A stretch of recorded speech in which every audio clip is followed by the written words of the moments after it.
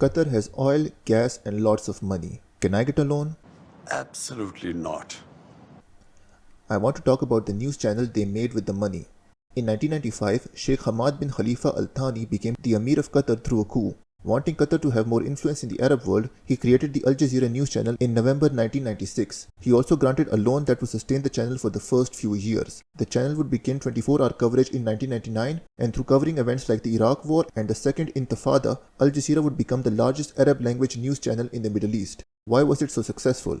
Other countries in the region also had state-run news channels, but their content was focused on routine and boring events, and when they did show anything relevant, it would follow the state line and be uncritical of their governments. Everything they showed was approved by government censors, and they were not giving what Arab audiences wanted. Al Jazeera was different. For one, it claimed to be independent.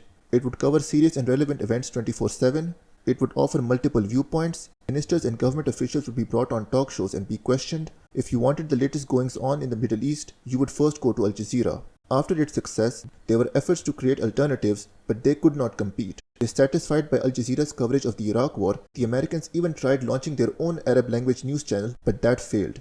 They then tried intimidation, which probably worked as coverage of the Iraq War became less critical. But still, Al Jazeera kept growing. Its power and influence was at its peak during the Arab Spring, where Al Jazeera's coverage of the protests in countries like Tunisia and Egypt played a major role in bringing Middle Eastern and international attention to them, and the protesters succeeding.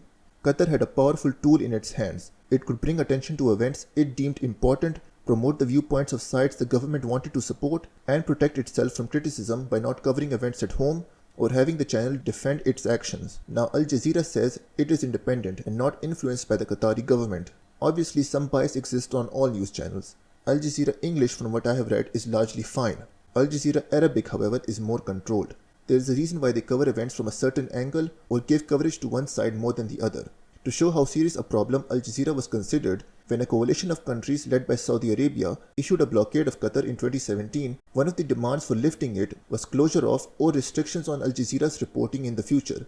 It seems that this demand was somewhat implemented, but still, Al Jazeera continues to retain a lot of influence in the Arab world.